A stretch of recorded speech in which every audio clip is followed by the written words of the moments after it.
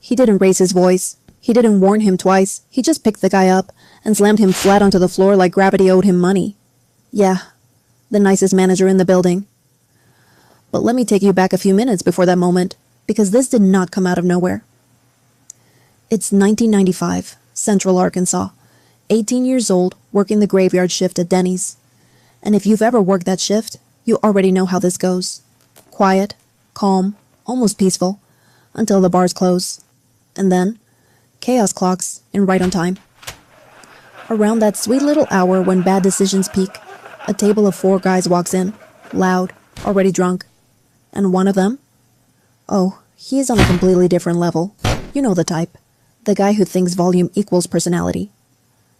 I'm talking shouting across the table, snapping fingers for service, acting like the whole restaurant exists just to orbit him.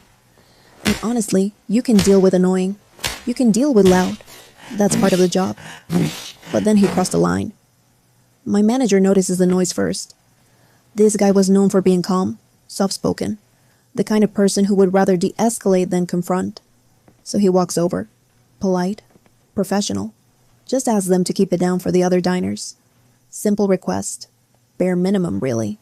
And that's when everything flipped. The drunk guy snaps. Instantly, no hesitation, no filter. Just launches straight into a stream of racial slurs so ugly it changes the entire atmosphere in the room. Thick with tension. Yeah, that kind of ugly. And here's the thing. My manager didn't match his energy, didn't yell, didn't insult him back. He just calmly says, "Okay, you need to leave now." Which frankly was generous. The guy, of course, goes with a classic. "Do you know who I am? I'm not leaving." Ah, yes. The universal anthem of people who are about to face consequences. Meanwhile, his 3 friends, bless them, finally realize they've hit their limit. They start dragging him toward the door, apologizing, trying to contain the damage. And for a second, it looks like it's over. Like maybe the night will just reset.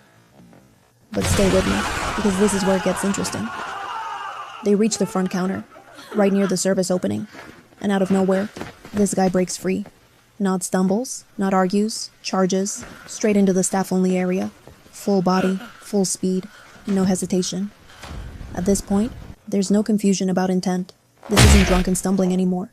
This is someone trying to hurt someone. And in that split second, everything changes. Because my manager, he doesn't step back. He doesn't freeze. He times it. Perfectly. As the guy lunges forward, my manager meets him head-on. Uses his own momentum against him.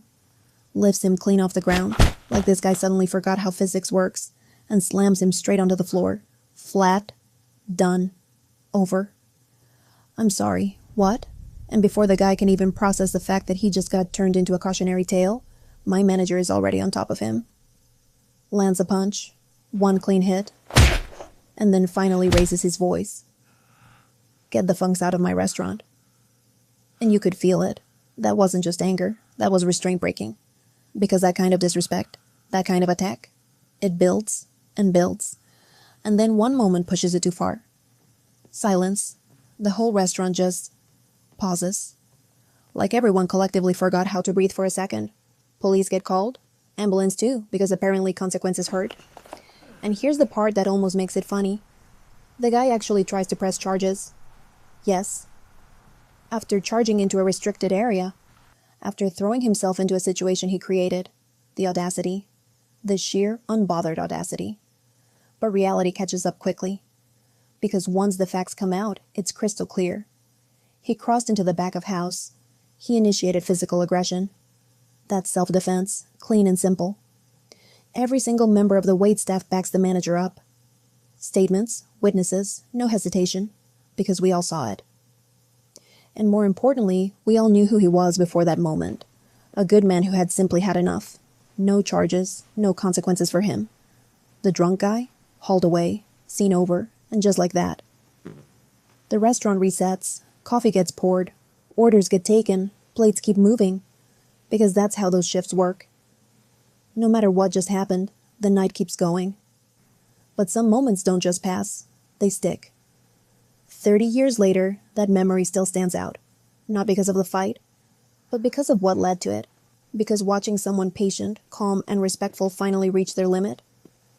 That tells you everything you need to know about who was really in the wrong.